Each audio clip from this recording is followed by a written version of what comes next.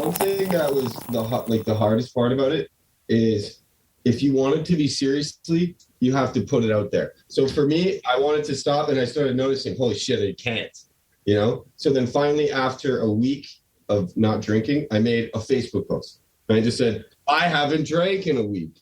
And then all of a sudden, I had 280 comments of support on that thing. So now I have a little coin collection, you know, that I'm building. So there's something to do it for, people looking out for you. It becomes an entity because you made it one. Hey, what's up, Vox and Hops heads? I'm Matt, the vocalist of Cryptopsy and the host of the Vox and Hops Metal Podcast, brought to you by Sound Talent Media and Evergreen Podcasts, where I sit down with fellow metal musicians to talk about their lives, music, and craft beer. I hope you've been having a glorious month of February. We have already reached the final week of Vox and Hops Sober February 2022, which is presented by Pitch Black North, the Satanic Tea Company. For those of you who do not know who Pitch Black North is, let me tell you a little bit about them right now. Their slogan is Sin Now, Steep Forever, because every sip is blasphemy. All of their products are ethically sourced, expertly crafted, and they are only made in small batches. They create specialty teas and coffee. If you love their Satanic Tea as much as I do, you should sign up to their Satanic Tea Club. They have a whole bunch of subscription options for you, whether you can get 1 bag or 2 bags each month, and they are very, very reasonable. You should check out the Satanic Tea Club on their website, which is pitchblacknorth.com. That's pitchblacknorth.com. And when you're checking out, make sure to use the promo code that the Satanic Tea Lord himself has set up for you Vox and Hops heads. And that promo code is VOX&HOPS15. That's VOXHOPS15. And you will save 15% off of your entire purchase. Do it. Enjoy the Satanic Tea. And while you are enjoying the Satanic Tea, you can know that you have helped support the Vox and Hops Metal Podcast, and that is something that I truly appreciate. Today's episode is a Heavy Montreal Presents Vox and Hops episode. Heavy Montreal is Montreal's premier metal promoter. They put on a bunch of amazing shows here in Montreal all year long. They have just announced that Opeth is coming through Montreal on April 21st with Mastodon. It's going to be an epic, epic show. You should grab your tickets for that if you're planning on going, because it's going to be awesome. I am beyond stoked to have Heavy Montreal behind the Vox and Hops Metal Podcast. Now, before we jump into today's episode, I'd just like to ask you to follow the Vox and Hops Metal Podcast on the podcast platform of your choice. But more than that, I'm also asking you to rate it and write a review. Now, why do I want you to do that? Well, you have to imagine that if someone is looking for a new podcast to listen to, what do? They scroll down, they check out the reviews, they check out the ratings, and if those reviews and ratings are favorable, well, they're going to give that podcast a chance. So by you writing a review or rating the podcast, you could actually be the person that helps sway someone's decision to become a future Vox and Hops head, and that would be something that I would truly appreciate. Now, today on the podcast, I'm with Eric Morotti of Suffocation. This episode was recorded at February's Thirsty Thursday virtual hang. You should have been there. This is Vox and Hops, episode number 327. I warn you, what you are about to hear is very disturbing indeed. Hey, what's up, everyone? Today, I am with Eric Morotti of Suffocation. Eric, this is long overdue. We've known each other for, I want to say, 10 plus years. I do have a vivid memory of the first time I met you, and correct me if I'm wrong if there was a time before this, and I apologize, but I remember stepping off stage at Mavericks, and you and Aaron K. Homa of Clitoris Annihilator, now Vox and Hops alumni, you guys came right up after the set, and you guys were extremely inebriated, but super nice at the same time and friendly. And Chris Donaldson had told me a little bit about you guys, so I was excited to meet you. Is that correct? Is that the first time that you and I met? I mean, I know we toured together in 2009 on the Acacia Strait, Despised Icon, Blind Witness, Cryptopsy tour. We did. And there's the whole, the kick drum debauchery. You took my bass pedal, the bass drum pedals, because me and Flo had the same pedals, and you grabbed my case thinking it was his, and you guys showed up late to the next show, and we were the first band on the bill. So I'm like, I had no pedals, and I had to use Alex's from Despised. Oh shit. Hey, it's all good. It's all good, man. That's true though. In 2009, I remember that tour. That was fucking sick and super fun. Yeah, we actually played the medley on that tour. Yeah. It was the last show at the medley. Mm-hmm. Which is huge. And for anyone that doesn't know that, the medley was a very, very important venue here in Montreal for metal shows and Cryptopsy. So many classic shows that went on there where Worm, all the gigs, fucking, it was crushing right there. Absolutely. Let's just jump straight into the shitty parts of the interview so we can get to the fun stuff afterwards. How did you cope with these glorious years, plural, of 2020, 2021, and hopefully not most of 2022? How did you cope throughout these crazy times that we're living through? Basically, it was like a vacation. So I've been touring with Suffocation 6 years, nonstop. We go everywhere. We have no time in between tours. It's hectic. I can barely get back to Canada. I normally just stay here in New York. So when this pandemic hit, and I flew home from Switzerland in the middle of that Belfagor tour, I was like, holy shit. It was kind of weird at first. And then I was like, damn, this is actually kind of like a vacation. So I went to my cottage with my family, my cousins and everything. I bought a dirt bike. Then I bought another dirt bike and then a four-wheeler. And we all had all these toys up there. And all we do is be on vacation in the woods, fires, axe throwing, fucking all that shit. So it was pretty fun. But I mean, obviously I missed touring and doing the normal shit, you know, but it was good to at least be able to do that. I haven't been able to go out to my cottage and ride a four-wheeler like that for like 6 years, you know? And now I did it for a whole summer straight. And I was like, oh my God, this is awesome. What was the day when you were like, this is enough, I got to play drums again? Because did you have drums up at the cottage, or were you just completely stepped away and were on vacation? I didn't really have drums anywhere other than a couple buddies' places, but I stayed away from the drums. I've been playing them nonstop, you know? So, like I said, four-wheeler and shit like that. No drums, really. I started getting kind of fed up when I was supposed to come down here, and my visa wouldn't fucking go through.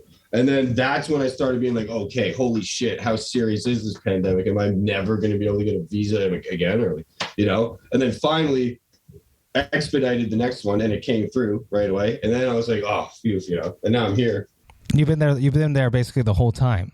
I've been here since October. Wow, okay.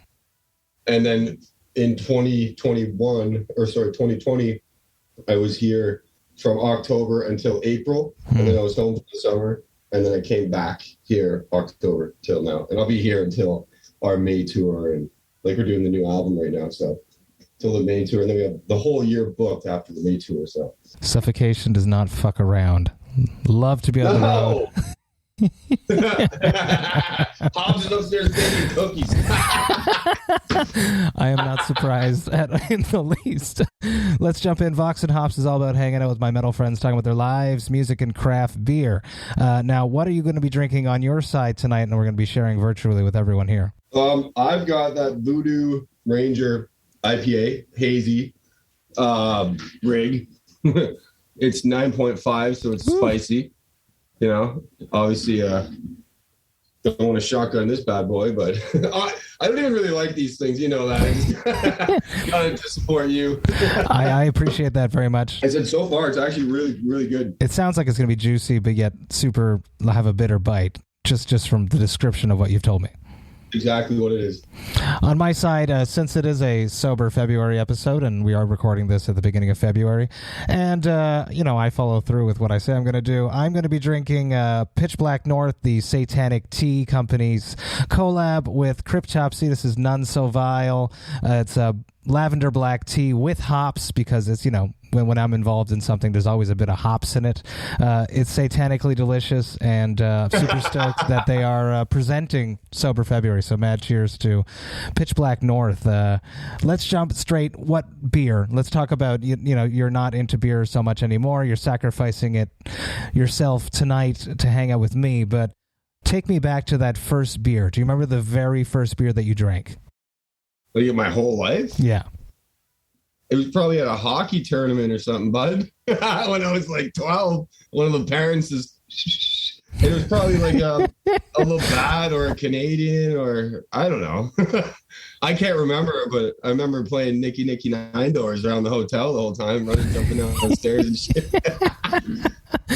Is that something that happens at hockey tournaments? You guys go away and then parents party. It's because parents end up partying and then you just take one. Try it. Literally, it's infamous. So ask my brother, Matt, next time you see him, because he's been at the Silver Stick tournaments with me. And, oh, bud, at the Best Western, it gets rowdy. Was there ever a point that you became a craft beer enthusiast? Did you ever get the bite the way that I have? Or was it never something that really interests you? No, I don't really like it. It's too mealy and like molasses and heavy. Like I told you, I don't drink beer to begin with. What's happening? I drink White Claw because of the health aspect and the carbs and sugar and all that shit. It's really low. So, no, I don't drink IPAs. I'm doing it for you. I don't even drink beers normally. Let's dance into the soundtrack of your youth. When you were growing up in your parents' or guardians' house, what music was playing? When you were not in control of the radio, what music did your parents or guardians listen to? Old school shit, like you. I don't know if you've met my dad before. No, I met your mom last time you came through Montreal, though. Yeah, but my dad, he's like an old school rocker, all the Sabbaths, Deep Purple, Maiden, Judas Priest and shit. So mostly that stuff he played a lot of Deep Purple. I mean, a lot of Deep Purple. My dad is just obsessed with Deep Purple. So a lot of that shit. How about drums? I find it super interesting. You and your brother Steve both ended up becoming professional drummers. Talk to me about that. Talk to me about how drums came into your house. Was your dad a drummer? Deep Purple, whenever I hear someone's father listen to Deep Purple, it makes me sound like he enjoyed the guitar aspect of it. Not that Deep Purple drumming isn't fantastic, but... My dad had all the instruments, so when we were growing up, he had everything, like a little studio like this. I don't know if you can see it, but like a little version of this. So we always had the option to go in there and play whatever we wanted.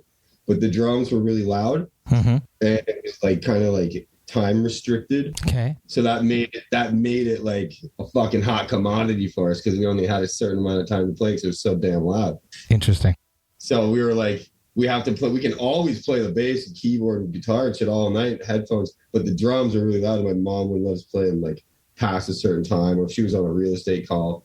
So that was like the one that was like rare, not rare, but like had a rule on it. Interesting. That's so rebellious of you, such a metalhead. But how did you and your brother hash out the time of who had the drums at what point? Who picked up the drums first? Was it both of you at the same time? Or was one inspiring the others? And if it was both of you, how did you hash out that sharing allotted time? I don't really remember.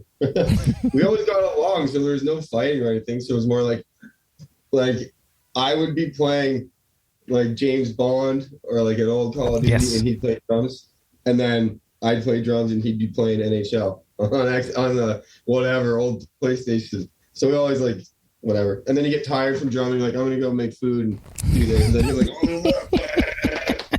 So there's always time for it. I love it. Was there ever a period in your mother's or father's life that the time restriction wasn't applied anymore because they saw you guys were just so talented? Not really, because the time is always there because of neighbors and shit, right? Like, no matter what, I can't just fire it up and start ripping blast at 3 a.m. anywhere. So, yeah, within reason.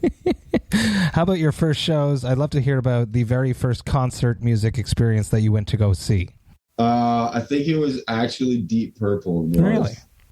Oh, no. I went and saw the X. You know the X? No. Like in Ottawa, it's called like the Expedition or whatever. I don't remember. It's like this pop-up fucking fair. Okay. And I saw Kim Mitchell there. Okay.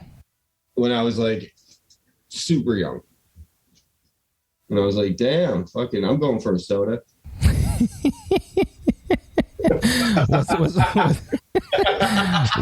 Were you immediately drawn into the ambience, to the atmosphere of a live show experience? Was it something that you already wanted to be doing? I mean, I got bored within 5 minutes and I was like, I want to go out and do rides and play games.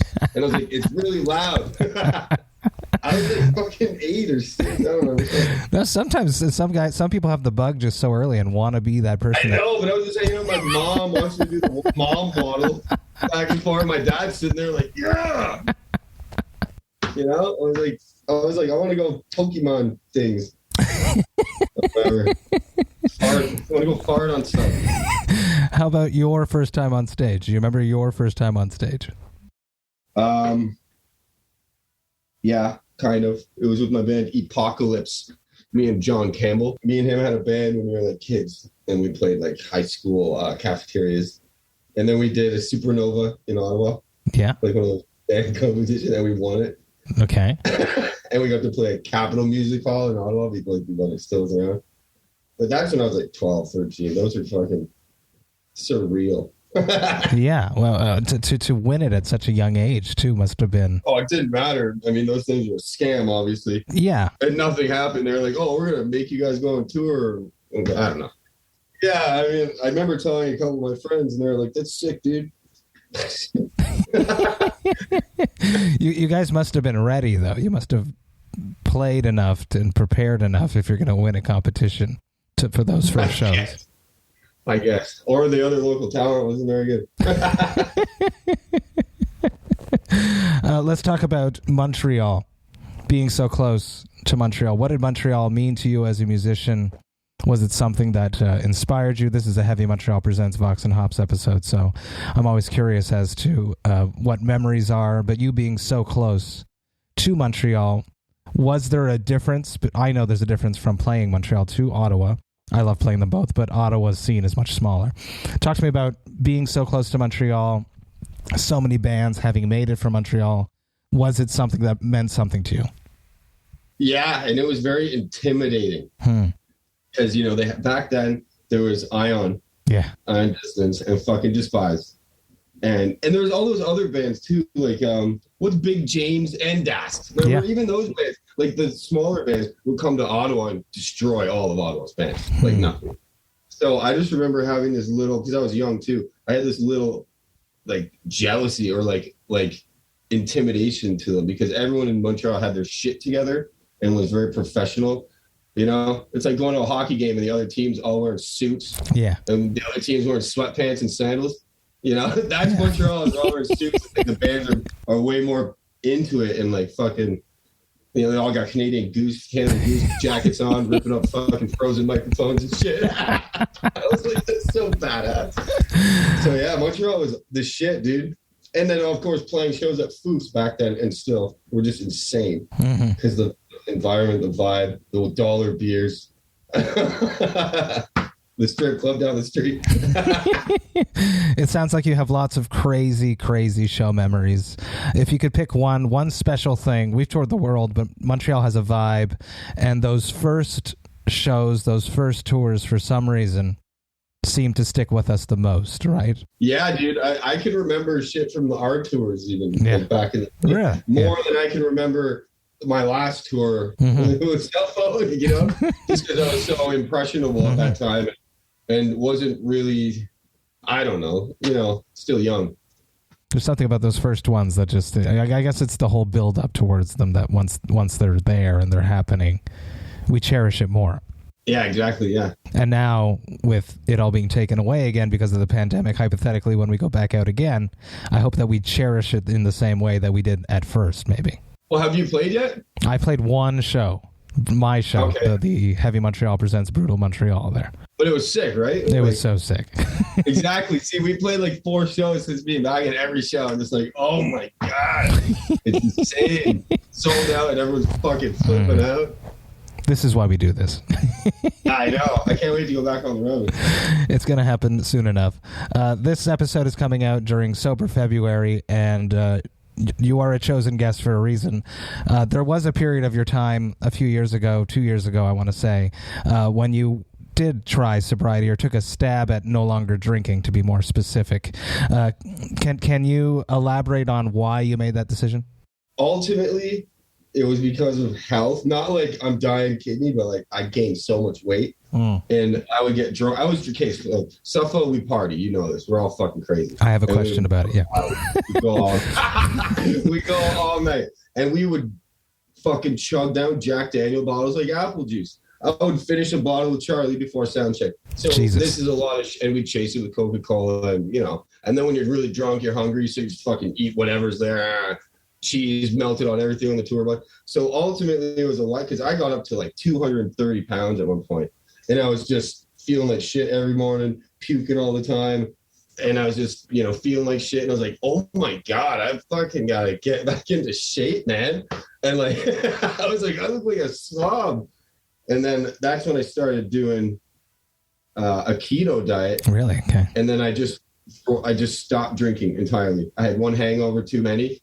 And I was like, that's it. And I stopped drinking. And then it started with like a week and then a month and then 3 months. And then all this, and then it just happened like nothing.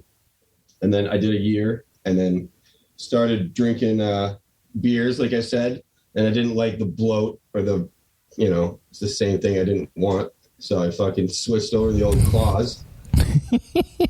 Because claws are good because there's no carbs. There's hardly any sugar. Just like 1 gram of sugar, 1 gram of carbs, and then it's like mainly water, so it's you're not gonna get a shitty headache. And they're not that good tasting, so they're not gonna crush down 30 of them. It is interesting that during that year you mentioned Suffo, and I totally associate partying, suffocation. It's one thing. So we played together at Summer Breeze. Oh yeah, you remember the Jager tap in the back, and there was a sign. What did that sign say? Off limits for suffocation or something like that. It said right next to the fucking ice thing, the ice sculpture there, whatever the thing. Free for all musicians except suffocation. And that was because that was your tour manager who had put that there because you guys were out of control that tour. Absolutely out of control. Oh my God. And we had no, wait, did we? No, that was with Kevin. That was with Kevin, right? Muller? Yes, exactly. Yes. It was. Yes. Because I was going to say for a second, I thought we had Frank with us, but no, we did Ozfest and a couple other ones with Frank. Because when Frank's with us and he brings his wife too, we get fucking smashed. Well, yeah, because for him, it's an extra special outing because he's not working. It's a vacation for him. And he gets so drunk. We get smashed. It's the most funny shit I've ever seen. Great. You guys are traveling in that weird little van at Summer Breeze with no bathroom. I heard it was a nightmare. Yeah, so it was like basically a small version of a bandwagon. Exactly. That had no bathroom on it. And then the bunks were all really tight. And it was just fucking, it's not shitty, but I mean, I was like, what the hell? It's not a red bus, that's for sure. No.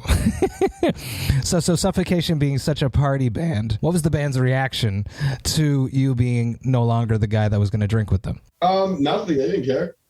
I mean, and what's funny is when I went sober, I started going sober. My first tour, my month of getting sober, we were on tour with Despised, Icon, Ingested. That tour in 2019. That's a big party. I was on tour when I became sober. It was fucking wild because I'd still, I don't want to say sober. I'd stopped drinking. I smoked weed. So I was smoking weed. I'd smoke weed all night with them, and they'd just be getting smashed, and I still didn't care. I'd just be like, yeah, it's sick. But then you'd wake up the next morning feeling fine, and you'd look around and see all of them. Oh, funny. I'd be up at 9 a.m, already at the gym somewhere. That's the upside. Amazing. I love it. What would be some advice for some people if they feel like their drinking has gotten a bit out of control? They've put on a bit too much weight. They're waking up and feeling like shit every day. What would your advice be? What is some advice that you wish that you heard back before you woke up with one too many hangovers? One thing that was the hardest part about it is if you want it to be seriously, you have to put it out there. So for me, I wanted to stop, and I started noticing, holy shit, I can't, So then finally, after a week of not drinking, I made a Facebook post. And I just said, I haven't drank in a week. And then all of a sudden, I had 280 comments of support on that thing. So now I have a little coin collection, that I'm building. So there's something to do it for, people looking out for you. It becomes an entity because you made it one, rather than just kind of, I'm going to get a gym membership, but I'm really just going to buy 20-pound dumbbells. Like, you know what I mean? If you really jump into it, and now all of a sudden you're letting people down if you drink. Now all of a sudden I'd be at a show and people will come up to me and be like, hey, really cool, you're not drinking. Therefore, they're watching to make sure I'm not drinking. So you're putting yourself under that pressure. And that was the one thing when I've had friends even that were like, oh, I want to stop. And I was like, do that. And they're like, oh, no, that's cringe. I don't want to ask for help. Like, you know what I mean? I was like, oh. It is. If it's a problem, then it's a problem. You should seek help, kind of. Absolutely. And there's nothing wrong. And the more that I've been doing these Sober February interviews, it's what everyone says. It's like, if you need help, there's so many ways to get help. There's not one path to a better life, but you need to find the path that's right for you. And the first step really is always just admitting that you have a problem and asking for help from someone. And there's nothing more macho than actually acknowledging that you need help. Yeah. As opposed to what people think, and they bottle it up and they end up drinking even more and destroying themselves even more. So kudos to you for being a positive role model and putting it out there and then keeping it going until you felt that you had your life back under control. And you haven't spiraled out, obviously, because you look great. Okay. Here's the thing, that I still have a rule, and it's no hard liquor. Okay. That was the one that was just too much. No, it's just so much easier to lose grasp and get drunk and lose control, or get too drunk, you know what I mean? Mm-hmm. And feel like shit. And I don't want to drink to feel like shit. I want to drink to have fun and goof around and be funny, not to like, whoa. And hard liquor is one thing that I've trial and errored with since I started drinking again. Mm-hmm. And I had 2 shots of tequila at a show, like maybe 5-6 months ago. And both felt like shit, felt like wanting to puke, started being short with people, impatient, all this stuff. I just want to go home. Boom. And I was like, holy fuck. Back to the White Claws. Correlation of A to B there. How did what went perfectly on track, and then one deviation and you're back into a horrible state? That one blip was like, woo, seeing red. That's scary. Thank you so much for opening up about this whole aspect of your life. I really appreciate it. I want to touch on Frank's departure, Frank coming back and forth. It's the classic suffocation question. Talk to me. I'm not going to go the spicy route of it. I just want to talk about those departure tours, departure shows, the vibe. Is there a different vibe when you're playing those shows with Frank than with Ricky or with Kevin? Honestly, for me, they all have their own vibe. Frank has a certain energy to him, obviously, that is explosive and hilarious and frontman-ish. Ricky's got his own persona too, that vibes really well. Kevin had his own thing too. But like I said, it wasn't weird because or anything like that, because Frank lives down the street from us here. He's a part of the family, yeah. I was just at his house for it was a New Year's party, and then there was I forget what it was. I think it might have been his birthday. But me, Hobbs, and Butch and Derek all went over there and partied, and he lives right down the street, so we see him all the time. I saw him with Joe Sincata. He was working on some I don't know, voiceovers for like a video game or something. Mm-hmm. So I just, I hang out with him all the time. So when he came on tour, it was like, it's just Frank on tour again, so the energy with us is fine because we see him all the time. I mean, he got headaches like crazy because he's not doing this shit anymore. So it's hard for him to tour all the time on his body and on his throat, I guess. That's interesting. That's a question I have for him now. You've put something in my brain. You won't have the answer, so I want to ask you. But I am curious as to the crowd's reaction, and that was really my question. Obviously, the band's vibe is going to be the same but different. How did the crowd react differently, whether it's Ricky or Frank? Do you feel like there's a difference? I mean, obviously, when Frank is there, it's more explosive. Like, if he walks out onto the stage and they see him, you instantly have that yell, that, like, energy. They still have it, like, even if no one's there. Terrence walks on. It's the same energy type thing. So there is always that authentic appreciation that it seems like the fans have. But, I mean, you have to give time its kudos because Frank is Frank, and he worked hard so the crowd obviously knows that, sees him. He's the face they've always seen in music videos, in interviews. The New York persona, get the fuck out of here. What are you doing? Bang! Like, he's Frank, so people want to see that. And when they do, it's obviously somewhat magical for them, I guess.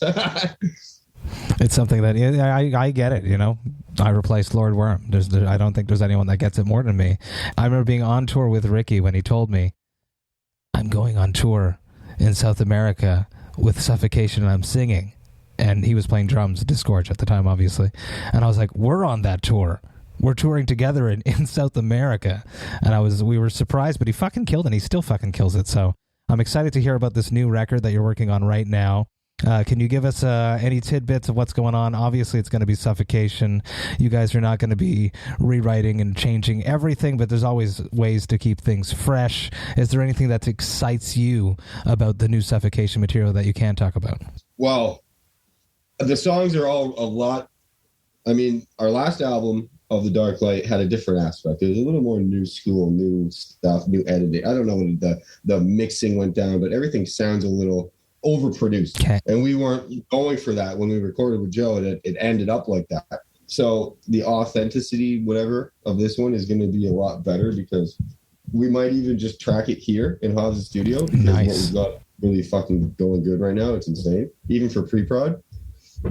And no way. Oh, it's Derek. No way. Oh, I knew this was going to happen. Hey, Derek, how you doing? What up, guys? Very good to see you. I'm gonna go crash it. So happy. Nice. We're talking about the new record. I want to hear what's going on with the material. Tell them what you think about the new songs. New material? Yeah. I was saying that, it's authentic, it's real. It's definitely Suffocation. It's not like we're gonna just add classical guitars or violins or stupid shit, that we're not famous for, or, influenced by. We're always going to stick to our guns, but it's brutal, it's technical, it's fast, it's got real slow, heavy beatdown stuff that, we've been kind of straying away from, just because everybody's going so fucking fast and technical that naturally we, progress with the way the industry's progressing, but can't forget that Suffo has those heavy beatdown parts, so there's a lot of that shit too. Slams, boys. Slams. Yeah. Bong! Bang! Yo, look at this guy. Look, Mark, you dancing around, eh? I wanted to touch on, I love when people work with Chris Donaldson, and you guys just worked with him for the live album that you just released. Talk to me about working with Donaldson. Why did you get him to mix some stuff? I'm stoked you guys did, because I think he's super underrated. Talk to me about the decision of working with Donaldson for this remix. Well, it's a no-brainer. Obviously, he's amazing. Yeah, he's killer. He's got all the right stuff. He's got the knowledge. He was really interested when we were firing out ideas with other people that were going to do it.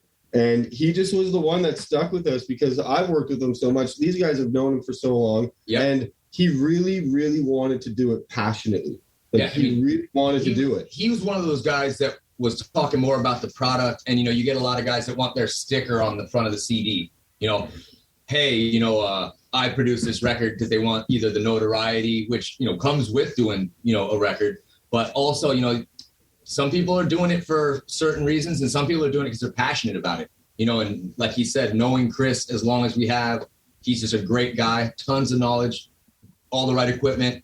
And he was awesome. He was like, we'll mix this thing till you guys are happy. It wasn't like, you get 3 whacks at this, and third one's a charm. We didn't make it easy for him either. No. Firing back ideas. Oh, maybe take out this, adjust that down here and there. Another crazy aspect of it, normally producers in the past that we work with, they'll give you a test mix and you'll be working on like one of the songs. So we would say something to Donaldson like, holy shit, man, it'd be sick if this was crispier or punchier or whatever. He would run the whole fucking album off. And I'm like, dude, like, you sure you don't want to just show us that adjustment on like a track? So I have the album like many times over, instead of just having test mix 1, test mix 2 on maybe one song, he would just fire off the whole record, every time that we asked for something really small. So, I mean, ton of work on his end too. We appreciate it. He's the best. So underrated, and I'm so happy that you guys are happy. Next level of that question is, you guys have been working with Joe forever. Eric was mentioning that you might actually just track in Hobbs' studio where you guys are at right now. What are the potentiality, and Chris didn't ask me to ask this, what are the potentiality of you guys going with Chris for the next record for a mix too? It's not completely out of the books, man. I wouldn't even use the word completely. I would say it's not out of the question. Chris was so easy to work with, gave us a fantastic product. I mean, and again, we handed him live tracks and he handed us back a record. Gold, Think about that. Like if we're in a controlled environment, obviously X amount of producers or the label or whoever, wants so-and-so to take a whack at it. So there'll probably be some test mixes out there, but Chris will definitely get a chance at a test mix. We'll probably, when we first start tracking thing, as soon as we have one that we really like the performance of, we'll probably start getting it out to engineers, producers to see what kind of feedback we're getting. And, you know, doing it on your own, we're used to doing it ourselves without a producer capturing the tracks. But as far as, you know, doing it literally on your own, you know, we've always been in someone's studio and they're like, here's the keys, you know, knock yourselves out, record the record in our facility. Now we're like, let's take a whack in our own facility. And we have the tools necessary. Yeah. We got all the right stuff, you know. But still, no matter what, mixing and mastering shit is out of our league. Super hard. I mean, even when we do a fun little mix that we like on our pre-production, it's garbage. You know what I mean? It's not at all garbage. No, it's not garbage. But compared to like a real top tier engineer, you know, we're skipping steps that they would obviously do. We're doing shit that you're not supposed to do, you know. You know, so we're not producers per se. Oh yeah, hacking. Slash. I love it. I'm excited, and there's no shade on not to Joe or anything. He does great work. I'm so close to Donaldson. I had to ask the question. Sure. Well, he did the last one, so it wouldn't be at all out of the question that he'd be doing some test mixing, you know. You guys are notorious road dogs. You have only done 4 shows, I think Eric mentioned before. How have you been filling the void of performing live? There's nothing like that feeling. Suicidal thoughts. No, it's crazy because we're so used to doing 150, 200 shows. I'm being silly. No. But, you know, like, we're so used to go, like you were just saying, that 2 years off, that's crazy. And I mean, I understand this is the time of our lives. We have the tools and, you know, we should be productive, but it's like stripping something away from you. That's like something that we do. It's and part of your identity. Yeah, 100%. And I mean, I'm super guilty of not utilizing my time properly because I'm like sitting around going, okay, when can we do what we do? Okay, get down in the studio and do something. Okay, be productive, and then back to bed. Yeah, motivation. It's hard. It's hard. You know, we're so used to doing it. It's not like I want to be slow moving, but the idea I'm slow moving because like I'm so used to run here, get in the airport, you know, get on the bus, play the shows, play and then you know about it, man. You know the drill. And when you're not doing that, you're like, okay, we better crank in the studio. And now it's like one of those things where like, oh, we got another fucking 4 months. Oh God, stop it! Horrible. It's horrible. You know, so it's one of those things. You got to dig deep. You know, we are writing, but I wish I personally was producing material at a better rate because I just feel like something's missing. You know, and it's hard. That's all right there. I'll get it. That's all right. I'll bounce back. Have a white claw. Which is a perfect comment right there. How do you motivate each other? Or do you motivate each other? Hey, get down there, motherfucker. Fuck you, Derek. Eric's great. Eric's a machine. He's always ready to grind. He's always ready to do something. Hobbs is a fucking machine as well, man. That guy's... Terrence is, you know, hard on himself because think about, you know, if he's carrying X amount of the weight, he doesn't want it to just be, you know, his new album. You know, he's got a lot of new guys. You know, let's say, you know, everybody in the band's like done a record. And, you know, he doesn't want to turn around and go, well, I'm going to write the whole thing. Everybody's studio guys. He doesn't want that. He wants everybody to feel part of the thing. So Charlie's writing, I'm writing, Ricky's writing, Eric's writing. Everybody's got a hand in it. But, and, you know, Terrence is cranking out. I keep going like that. He's literally above us. Yeah, yeah. But, you know, he's cranking out stuff. And I'm like, oh my God, jaws hitting the floor. Like, this is sick. And he's like, yeah, it's crazy. Yeah, it's great. You know, and I think, I don't know what we hear and what he hears might be two different things. Or maybe like he says, you know, he's been doing it and I don't want to say he's tired of his tricks, but he wants the outside influences. I'm just gonna look at these people. Yeah, he wants the outside influences, you know, of the rest of the guys in the band. Vox and Hops, I love, and myself, I love creating collabs. I've done 35 beers in the past year. I've created teas. I just love it. If you could create a Suffocation beer collab, a Suffocation White Claw, a Suffocation something, what would it be and what would you call it? No, because we all have our own thing. Like, I like White Claw, Charlie likes Jack Daniels, Hobbs likes Wilford or like Jameson, Woodford, and you like beers, I guess. I mean, I like shotgunning the White Claws with Eric. That's a new fun thing because normally, you know, you sit around, you drink X amount of whatever, and you're like, oh, it's starting to come on. we'll be jamming, and he's like, "It's been 10 minutes." And we 10 minutes, yeah. bite it down the hatch, and then the next thing you know, big asshole in it. a couple, those have gone by, and all of a sudden, look, whack. A switch just got turned on. Instead of creeping in. So, I'm a clock. I'm starting to become a fan of the White Claw just because it's easy. They go down. I mean, they go down. Like whack, and it's over. And anything that goes down, we approve of. Oh my god, that's the suffocation. Here we are. I mean, for beers, I've always been an IPA guy. I always love IPAs. They're a good time. Fantastic. One last question before I throw you over to the Thirsty Thursday gang. Classic Vox and Hops wrap-up question. Very important considering the intense level that you guys party at. What are your hangover cures? Weed. Keep drinking. Smoke weed. Just wake up. If you're hungover, if you smoke a joint, that is 100% going to get rid of your nausea. And then me, I'll do a joint and like ice water, and I'll sip it with air, like, and then smoke my joint, and then eventually I'm like, oh my god, I'm starving, and then I just muck like a bunch of olives and pickles. It's because it just makes you. I think time is really the only cure for a serious hangover. Sleep, I'm vomiting, lay down for a while. Yeah. No, but I think getting moving, if you're not going to be completely catatonic after one, just getting moving, I think the sooner you're doing it. Sweating it out, yeah. The joke is you feel bad for non-drunks. Because when they wake up in the morning, that's the best they're going to feel all day. It's horrible.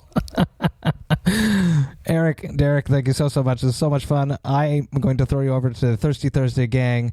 Thirsty Thursday gang, you know the drill. You can raise your digital hand to ask a question and pitch it to the Suffocation Boys. Of course, as always, number one, de vitesse, Philip Brousseau from the Whispers from the Void podcast. Go for it, bud. All right. How are you guys? Awesome. My question, I had a lot of questions, but the question that I got the most is, what is your favorite tour from all your past bands or from Suffocation? What is your best show or your best tour that you had ever? We've done so many good ones. We've even not thought about the amazing ones in a while. We're very fortunate, but I mean, shit, anything that we're out with our boys, you go out on tours, you don't know anybody. By the end of the tour, you know everybody. It's so fun that, I hate to say all of them. It hasn't been a bad tour in the history of me doing this. It's always everybody becomes family. People are helping each other. We're getting wrecked together, ripping up shows together, hanging with the people. So in my opinion, I can't narrow that down to one. Every tour is fucking awesome. Nice. That was my question. Love it. We got West Coast Jerry. Go for it. Yeah, what's up, guys? Huge Suffo fan. You guys are actually the last show I went to before COVID hit at Brick by Brick in San Diego. No doubt. Yeah. That's my hometown. Hell yeah. So I'll be seeing you guys again in June. The question is, and Matt, I'm sure you've already touched on this before, but for all you guys, what's it like stepping into an established band that's known for, certain musicians, and then taking on that role and maybe hearing some criticisms from fans or, yeah. Well, I can say for me personally, it was interesting because I didn't really know Suffocation when I joined them. That was awesome. I didn't. Derek called me and he's like, "Hey, I got your number from Alex Aaron from Despised Icon.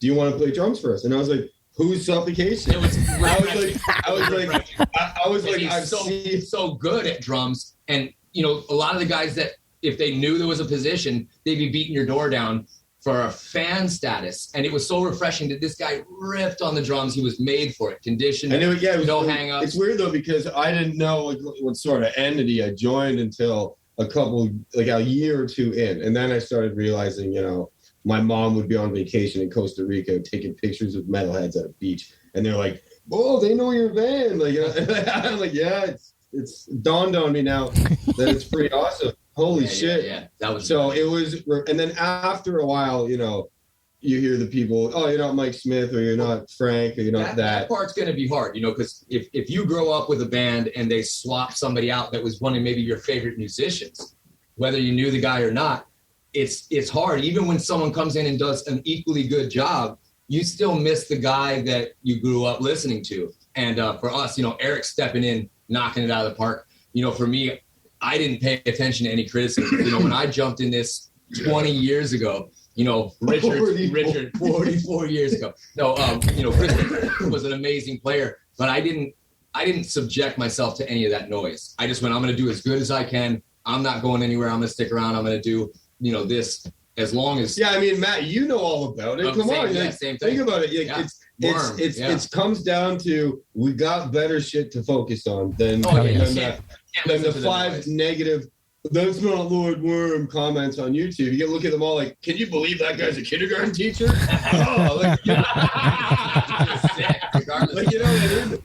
You're killing it. You do your thing, and your band loves your performance, and they trust you, and you're in it. And for the majority, everyone loves you for it. So you don't think about the 5 idiots that are stuck up on jerking off on Lord Worm photos. No. And again, you wouldn't think that any legit band, Cryptopsy, Suffocation, would hire somebody that couldn't fill the shoes. Don't get me wrong. If you love this guy, you're going to love this guy forever.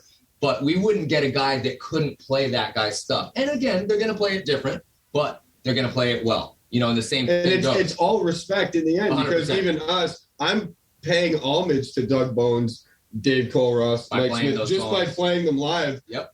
And continuing the saga that they've created in a sense. No doubt. It's a legendary thing that they spawned, breeded, and now you're carrying the spawn. And then now we're it's awesome. I love it, and you're 100% correct. But we only ever remember those 5 negative comments for some reason. Yeah, you can't hang up on it. Yeah, not worth it. Much more going on. Colbree. How's it going, guys? I don't know if this question was asked already since I was late, and my apologies about that. But how did you get into Suffocation in the first place? Which one? Who? Like you, Eric, sorry. Oh, me? Derek, actually. Yeah. Derek called me because he was looking for a drummer for Summer Slaughter. Kevin Talley couldn't do it, so they needed a fill-in drummer. And he got my contact through despised icon singer Alex Arian. We were looking to just borrow. Wait, I got to take a piss. So he knows more about this. So it's actually perfect. We were at the time there was Kevin was playing drums for us, and Of the Dark Light was almost completely written. And it was one of those scenarios where Kevin goes, hey, I can't do this. And we go, Kevin, this is an awkward time for you to step out. Obviously, your personal life is yours. We're not like, oh, you back out of this, you're fucked. It wasn't anything like that. It just, he goes, hey, I can't do this. And so in my mind, he had already learned so much of the Dark Light, the most recent record, and the one that Eric played on, Eric's debut. And when Kevin was stepping out, temporarily, I was just looking to borrow somebody. So I had made a list of all these bands that we're friends with, and we started just picking up the phone going, hey, can we borrow your drummer for a month? Not trying to steal a guy. And Despised Icon, we're dear friends with those guys. And Alex Grind was one of our guys. We knew he was a fan of the music, and we toured with him a bunch. We knew he was a good guy. And we thought... Sick drummer, too. Fantastic drummer. So we had these stellar names on this list that we just needed to borrow. And the next thing you know, when I'm talking to the singer of Despised Icon, he goes, hey, not a territorial thing. And by all means, I'll give you Grind's number. But the reason why we don't tour extensively is because he has daughters and a job and everything. And so don't take it the wrong way. I don't think he's going to do it. And nothing personal, but he's got a very busy lifestyle. And Alex, I'll never forget it. I quote him all the time. Alex Arian said, I don't want to say I have your guy, but I think I got your guy. And right then and there, he sent me, he texted me a few links of Eric playing drums on YouTube. And sent me his phone number. And at that time, I was asked to play for Black Dahlia, and I was also asked to play for Whitechapel. Holy shit! Both at the same time. So I'm probably watching auditions of Whitechapel and auditions of Black Dahlia, and not really knowing those songs, just seeing a drummer rip the fuck out of the drum set. So I immediately hit up Eric, and it was great. I go, "It's Derek from Suffocation." He's like, "Suffa who?" I was like, "Suffa who?" It was refreshing, because like I said, anyone else. I knew the name. I've seen it on flyers, but I just couldn't. I never heard. I mean, I probably have heard it, but I couldn't put a song. The idea he was able to pick up the material so fucking fast. I remember you sent me it, and I was like, "This sounds old." It was great. It was so great. When I hit the box, he's like, "Man, this shit's like got really like that old school feel. I'm like, that was fucking old. You said they leave to House, you know, the songs, and they're 1991. like, they're recorded like, you know, old, and I was like, whoa. Yeah, on tape. You know, like Because I'm trying to learn it and I can't hear what he's hitting. I can just hear toms and, you know. yeah. But he learned one of the hardest songs from the most recent record. At that point, Pinnacle. He learned Cycles of Suffering and sent me a video like within a day or something. So I was like, wow, he can retain it. He can perform it. He seems like a cool guy. He was referred by someone that spoke highly of him. And so I was like, get your ass down here. And he played so fast, I'll never forget that too. We thought we could slow him down with some beers and some barbecue. Fuck no, he just played even faster. It was bizarre. We're like, let's slow this dude down a little bit. Let's stuff him, stuff him with food and beers, and it didn't work. What a crazy time in your life, though, Eric, to be playing for Clitoris at the time, and then both, you know, Whitechapel, Black Dahlia, and then Suffo all hitting you up at the same time. You must have been super hungry, though, despite not knowing the material or of the legacy of the band, as you mentioned before. You still got the song together in one day. That says that you were hungry as hell. The one thing that made me really focus was I was talking with Phil, the singer of Whitechapel, back and forth every day. And when I told him that I got a call from Suffo, he's the one that told me. He was like, "Oh, you got to go join Suffo." Yeah. He was like, "Oh my," he's like, "I'm not even gonna." Dude. He was like, "I'm not even gonna let you join this band, basically, because that's my idol. You're joining Suffocation." That's fucking. That's awesome. Yeah, and he's like, "You're joining that band." Like, hell yeah! And I was like, "Okay, Hell yeah. let's do it." There we go. So we got Emily and Dave. We have real dumb questions. Oh yeah, I got No such thing as a dumb question. I got one for Eric. I'm a little bit nosy, but I'm also a little bit lazy. So I was, before attending tonight, I'll check this guy out on Metal Archives. And I see your brother's also a drummer. Is that right? Yeah. Stevie. So did you two have to fight for airtime growing up? Were you too close in age? Or how does that work with two drummers in the household? One What about drum's your head, two boys, like We kind of touched on this before, but we never fought or disagreed in anything. And we both loved smoking weed, skateboarding, hockey, and video games and drumming. So we Like best cycled buddies, yeah. and dirt bikes and shit. So we cycled through all these activities. Like, for example, you think we fought over the drums. You should have seen back when we were kids that we had the little RM85 two-stroke dirt bike. I'm riding that shit. I'm riding it. We're running up to school. Like, we were fighting over that shit. The drums were just, I'm going to go play drums because he's on the bike. You know? But no, we never fought over it. And there's always time for, I drummed for like an hour when I was a kid and sweat. And then be like, I'm hungry. I want Cheerios and I want to play James Bond.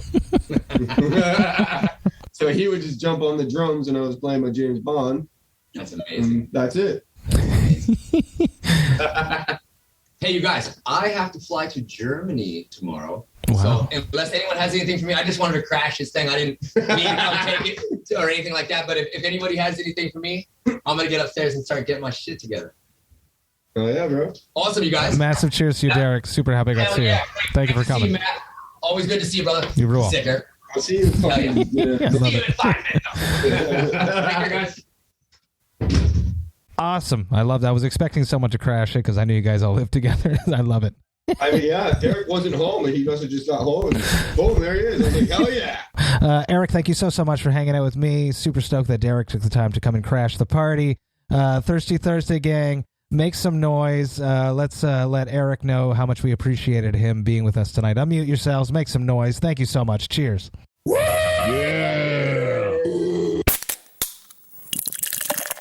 Hey, thank you all so much for listening right to the end. You know that I love and appreciate that. Man, was this ever a super fun Thirsty Thursday virtual hang. I was so stoked when Derek showed up halfway through the interview, and then he stayed to the end. So exciting. I am just so happy for my friend Eric. I've known him for a long time, and to see him succeed and be so successful in such a huge band, which he is absolutely perfect for, makes me beyond happy. Huge cheers to Eric. Thank you so much for coming and hanging out with me and the Thirsty Thursday gang. We had so much fun, and everybody told me afterwards how much of an amazing guest you were. massive, massive cheers to you. Can't wait to hear this brand new Suffocation album that's coming up in the next year, I hope. Now, if you enjoyed this Vox and Hops episode, you should sign up to the Vox and Hops Metal Podcast's mailing list. You can go on my website, voxandhops.com. That's VOXandHOPS.com. And when you do that, you shall receive one email a week containing all of the details of everything that has happened throughout the past week in the world of the Vox and Hops Metal Podcast, including all the details for any episodes which I dropped throughout that past week, if I've been a guest on someone else's podcast, as well as the updated links to the Brutal Awakenings playlist, which is curated by Jerry Monk, the metal architect himself, and is packed with all of the best new music. If you are ever looking for new music, you have to check out the Brutal Awakenings playlist because Jerry knows what's up, and each week he puts brand new albums into the Brutal Awakenings playlist. It's available on both Apple Music and Spotify, and you should most definitely check it out. You will also get to see all of the reviews which the Vox and Hops album review crew have dropped throughout that past week, and you'll get the brand new link for the next Vox and Hops Thirsty Thursday virtual hang live interview. Now, there's just so much going on in the world of the Vox and Hops Metal Podcast. I would hate for you to miss a single thing, so please sign up to the mailing list. The Vox and Hops Metal Podcast is brought to you by Sound Talent Media and Evergreen Podcasts. I hope you have a glorious rest of the week. I have one more episode coming up on Friday, the final episode of Vox and Hops Sober February 2022, which is presented by Pitch Black North, the Satanic Tea Company. But until then, I hope you remember to enjoy life, metal, and craft beer. Cheers, Vox and Hops heads.